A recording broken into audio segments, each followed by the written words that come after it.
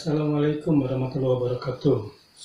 Jumpa lagi dalam pembelajaran jarak jauh, khususnya pelajaran ekonomi. Kali ini kita akan melanjutkan materi tentang ketenagakerjaan. Dan hari ini kita akan membahas tentang pengangguran. Ya. Oke, nah sebelum kita mulai, mari kita berdoa terlebih dahulu. Berdoa dimulai. Berdoa selesai. Oke, anak-anak, bicara pengangguran, tentu haruslah kita pahami dulu penyebabnya ya. Penyebab pengangguran itu banyak macamnya dan banyak ragamnya. Tidak hanya selalu masalah ekonomi, bisa masalah yang lainnya ya. Tapi sebelumnya mari kita lihat dulu apa itu pengangguran ya. Nah, pengangguran adalah penduduk yang tidak bekerja tetapi sedang mencari pekerjaan. Atau bisa juga dikatakan dia itu mempersiapkan suatu usaha baru ya untuk dia bisa bekerja. Atau bisa juga pengangguran itu dikatakan sebagai penduduk yang tidak mencari pekerjaan karena merasa tidak mungkin mendapat pekerjaan. Atau bisa juga penduduk ini yang tidak mencari pekerjaan karena sudah diterima bekerja ya, tetapi di sini dia itu belum mulai bekerja. Ini bisa dikatakan sebagai pengangguran. Nah, tingkat pengangguran itu sendiri kita bisa hitung ya dengan rumus sebagai berikut, yaitu besarnya jumlah pengangguran dibagi dengan jumlah angkatan kerja dikalikan 100% ya. Kalau kalian perhatikan dari tahun ke tahun, pemerintah berupaya menurunkan tingkat pengangguran ya, atau tingkat pengangguran terbuka. Dengan cara apa? Dengan cara menyediakan lapangan atau kesempatan kerja seluas-luasnya. Ya, anak-anak. Tadi sudah saya katakan bahwa bicara pengangguran haruslah dilihat dari penyebabnya ya. Nah, berkaitan hal itu, pengangguran itu juga bisa digolongkan dalam beberapa jenis. Di antaranya, yang pertama yang disebut sebagai pengangguran karena ketidakcakapan. Nah, di sini maksudnya adalah pengangguran yang terjadi karena seseorang ya mempunyai cacat fisik atau jasmani, sehingga dalam dunia perusahaan mereka itu sulit untuk diterima menjadi karyawan di perusahaan tersebut atau pekerja di perusahaan tersebut. Itu pengangguran karena ketidakcakapan. Yang kedua, pengangguran karena musiman. Nah, di sini pengangguran biasanya terjadi pada sektor-sektor pertanian ya. Misalnya dalam kondisi musim kemarau atau pada musim paceklik ya.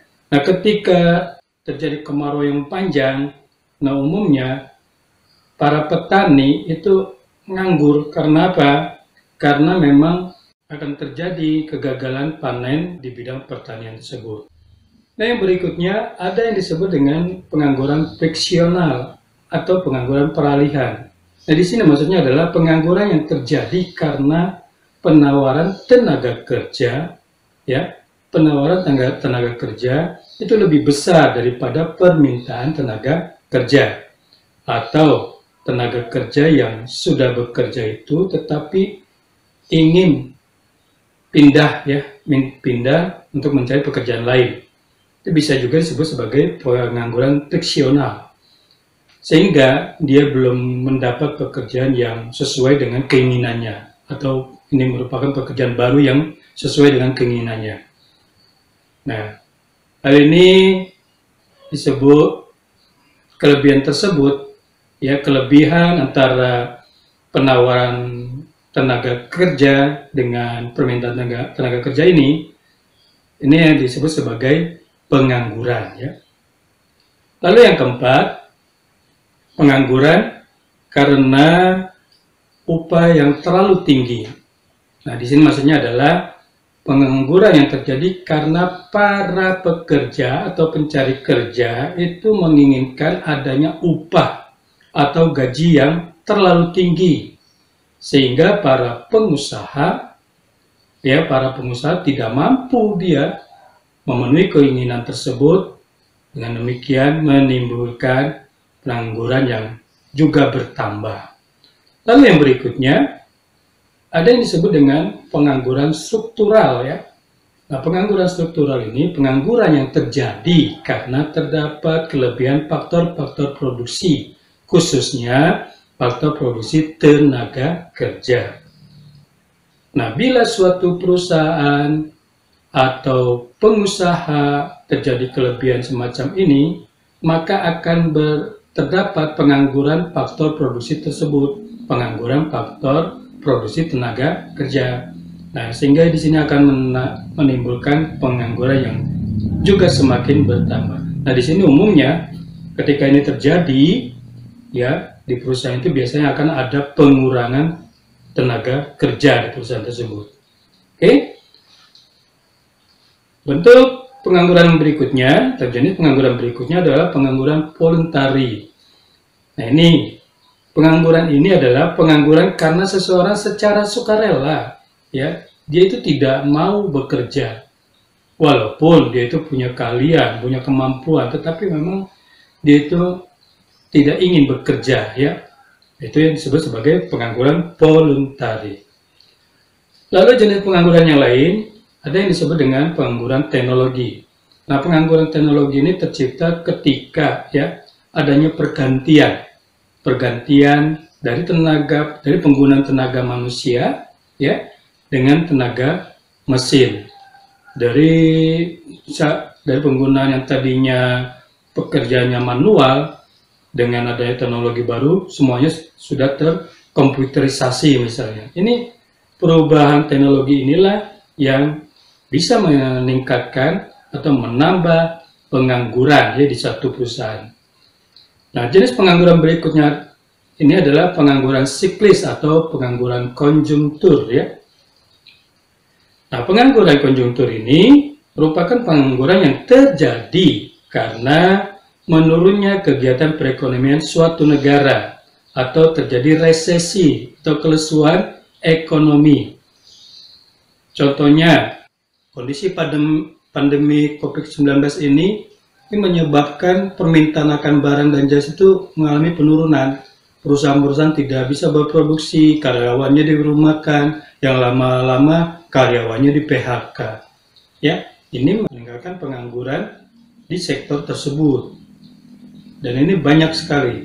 Pemerintah mengupayakan ya agar tidak terjadi resesi ya. Kemudian di dalam pengangguran siklis ini juga, resesi ekonomi ini bisa saja terjadi karena permintaan terhadap investasi ya itu turun. Penurunan investasi ini juga menyebabkan tidak bekerjanya perusahaan, tidak mampunya perusahaan-perusahaan itu berproduksi ya. Dan ini yang berakibat pada terjadinya pemutusan hubungan kerja mereka mau tidak mau, perusahaan mau tidak mau juga akan mengurangi tenaga kerja ya. Lalu bagaimana cara mengatasi pengangguran ya? Dalam beberapa hal perlu diperhatikan bahwa pengangguran itu pada dasarnya ya tidak selalu 100% itu bisa diatasi. Ini sangat kembali lagi kepada kita sebagai pelaku atau sebagai pemilik sumber daya manusia ini, bagaimana menempatkan posisinya kita itu untuk bisa menerima pekerjaan ya yang ditawarkan oleh pemerintah atau perusahaan. Mari kita lihat cara-cara mengatasi pengangguran. Yang pertama, memperluas kesempatan kerja dengan membuka lapangan kerja baru, baik di bidang pertanian, di bidang industri, di bidang perdagangan, maupun di bidang jasa. Pemerintah saat ini membuka ya seluas-luasnya untuk lapangan pekerjaan. Agar apa? Ya, agar bisa memberi kesempatan kepada masyarakat, pada rakyat untuk bisa mengisi sesuai bidang keahliannya masing-masing. Yang kedua, meningkatkan kualitas pendidikan sehingga para lulusan sudah siap pakai untuk menjadi tenaga yang terampil ya. Nah, ini penting. Tidak hanya ke pendidikan formal, pendidikan non formal pun sangat diperlukan untuk menyiapkan para lulusan yang ada ini memang siap untuk bekerja dan terampil. Yang ketiga, yaitu meningkatkan kualitas tenaga kerja dengan memberikan pendidikan keterampilan maupun pendidikan formal dan non formal. Nah, itu yang seperti tadi saya katakan, kualitas tenaga kerja itu harus ditingkatkan dengan mempersiapkan pendidikan keterampilan baik formal maupun non formal. Lalu yang keempat, memberikan kesempatan kerja ke luar negeri melalui penyaluran tenaga kerja Indonesia atau TKI. Ini penting dan bagus ya, bahwa TKI itu bukan berarti bekerja itu sebagai asisten rumah tangga ya. Penyaluran tenaga kerja itu banyak macamnya, tidak selalu bicara tentang sebagai asisten rumah tangga, tidak demikian.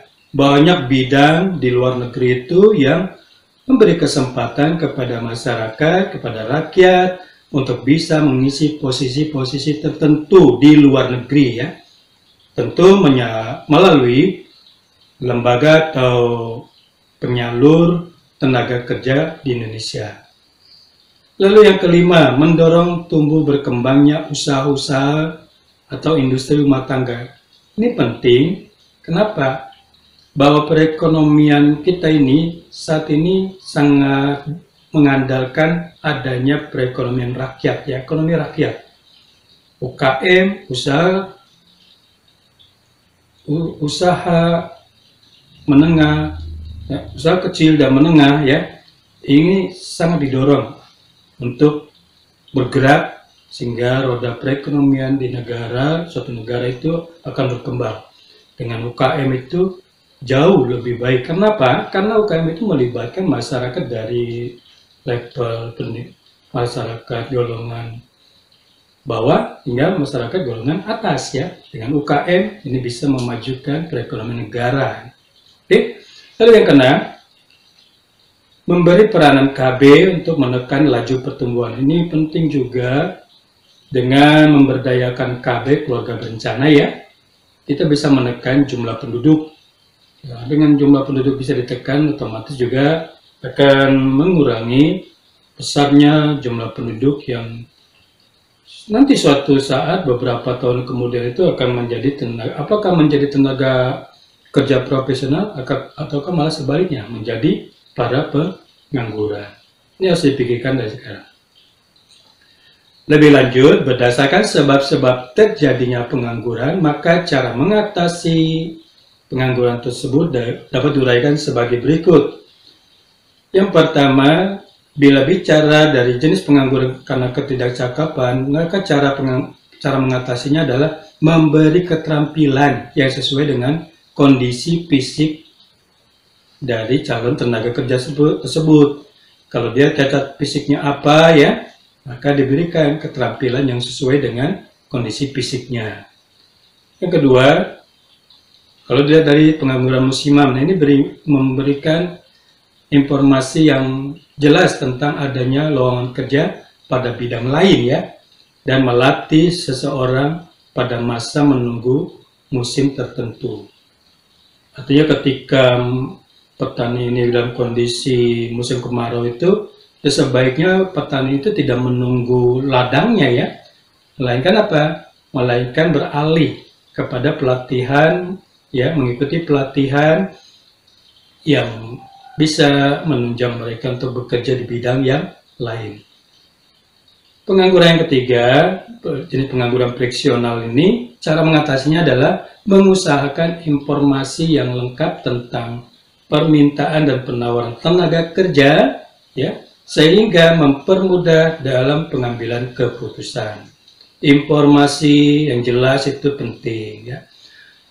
Jenis pengangguran yang keempat karena upah yang terlalu tinggi. Nah, ini memberi pemahaman kepada calon tenaga kerja ya, tentang kondisi perekonomian di suatu negara, di negara kita misalnya, kondisi ekonomi suatu usaha atau di perekonomian atau ekonomi di perusahaan, ini harus dipahami calon tenaga kerja tersebut. Gak mungkin tenaga kerja menuntut gaji yang tinggi, sementara perusahaannya dalam kondisi yang tidak berkembang misalnya ya.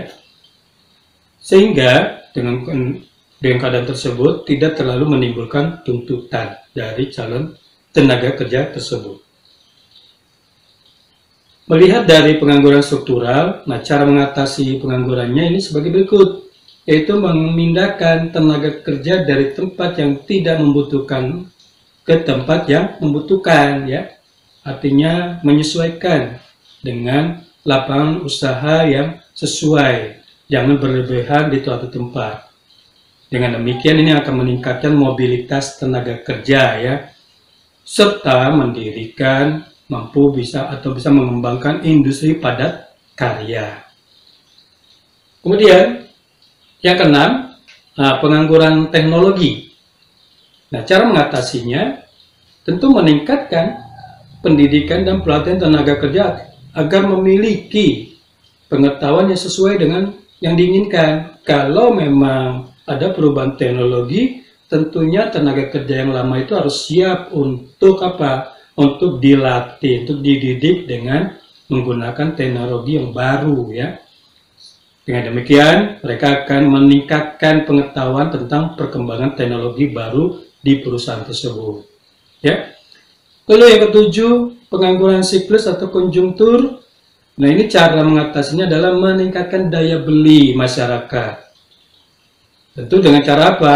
Supaya masyarakat bisa meningkat daya belinya, ya dibangun sarana prasarana yang dibutuhkan masyarakat. Misalnya apa? Bangun jalan ya. Supaya apa? Supaya distribusi barang dan jasa itu bisa mengalir dengan cepat. Lalu bangun jembatan sehingga lalu lintas ya, perjalanan itu bisa lebih cepat. Bangun irigasi dan sebagainya. Ini bisa meningkatkan daya beli masyarakat. Oke, itulah tadi tentang cara mengatasi dari beberapa macam-macam jenis pengangguran. Nah, yang berikut dampak pengangguran terhadap kegiatan ekonomi masyarakat. Yang pertama, dampak kegiatan produksi yang terhambat.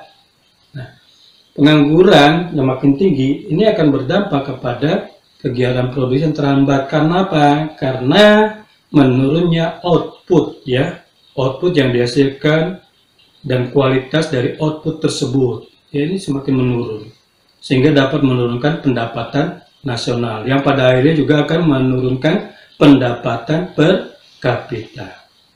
Oke. Dampak yang kedua, kegiatan distribusi itu kurang lancar. Mandek bisa juga seperti itu ya. Ini kenapa? Karena output yang dihasilkan oleh suatu perusahaan itu kualitas rendah, maka barang yang tersebut tidak laku di pasaran ya. Dengan demikian, baik pasaran dalam negeri ya, pasaran yang di dalam negeri maupun di luar negeri, dengan demikian pertumbuhan ekonomi juga akan semakin lambat, bahkan rendah ya, turun semakin merendah. Yang ketiga, kegiatan konsumsi semakin berkurang ya. Kenapa demikian? Ini karena barang yang diperlukan oleh konsumen itu tidak terpenuhi oleh produsen. Nah, apabila produsen tidak mampu untuk memproduksi suatu barang, ini maka yang terjadi apa? Kebutuhan konsumen, kebutuhan masyarakat akan semakin langka, semakin sulit diperoleh, dan pada dasarnya lambat laun semakin besar ya, akan terjadi kelaparan. Nah, ini dampak dari konsumsi. Oke, anak-anak, secara lebih rinci dampak pengangguran itu dapat diuraikan sebagai berikut. Yang pertama, dampak pengangguran dari segi ekonomi, antara lain produk domestik bruto mengalami penurunan, sudah pasti itu ya. Pendapatan nasional, pendapatan per kapita juga akan semakin turun. Lalu yang ketiga, menghambat investasi usaha. Ini sudah jelas. Yang keempat, daya beli masyarakat ya kan berkurang. Ya, daya beli masyarakat terhadap barang dan jasa itu akan semakin berkurang. Nggak bisa, nggak mampu masyarakat untuk membeli barang. Karena memang nganggur, nggak punya penghasilan ya. Lalu menimbulkan kesusahan usaha yang terjadi. Yang pada dasarnya lambat laun, semakin lesu, ini akan terjadi resesi ekonomi ya, secara nasional tentunya. Dari segi dampak pengangguran dari segi sosial, antara lain, seorang yang menganggur itu biasanya akan merasa rendah diri ya, hilang atau turunnya kepercayaan dirinya ya. Itu udah pasti ini karena psikologis seseorang itu, dia menganggur biasanya akan mengurangi kepercayaan dirinya ya. Yang kedua, gangguan keamanan di masyarakat. Ini biasa terjadi ya, seperti kejahatan, meningkatnya kejahatan dan sebagainya. Yang ketiga, biaya sosial menjadi lebih tinggi. Kenapa? Ya karena para pengangguran itu tentunya juga kan harus ditanggung oleh negara ya, supaya jangan sampai mereka ini diabaikan sehingga akan mengganggu keamanan masyarakat yang lainnya. Dan yang tidak kalah penting adalah keretakan di rumah tangga masing-masing. Dan ini umum terjadi. Saat ini kalian bisa lihat di berita misalnya, seiring dengan kondisi mewabahnya COVID-19 ini, perusahaan-perusahaan pada mem-PHK karyawannya, yang terjadi apa? Rumah tangga berantakan ya, perceraian semakin tinggi. Bisa dilihat di berita ya. Oke, itulah materi kita kali ini tentang pengangguran. Mudah-mudahan apa yang telah Bapak sampaikan ini dapat dipahami dan menjadi pelengkap pembelajaran kita tentang ketenagakerjaan. Dari Bapak cukup sekian, terima kasih atas perhatiannya. Bapak akhiri, Assalamualaikum warahmatullahi wabarakatuh.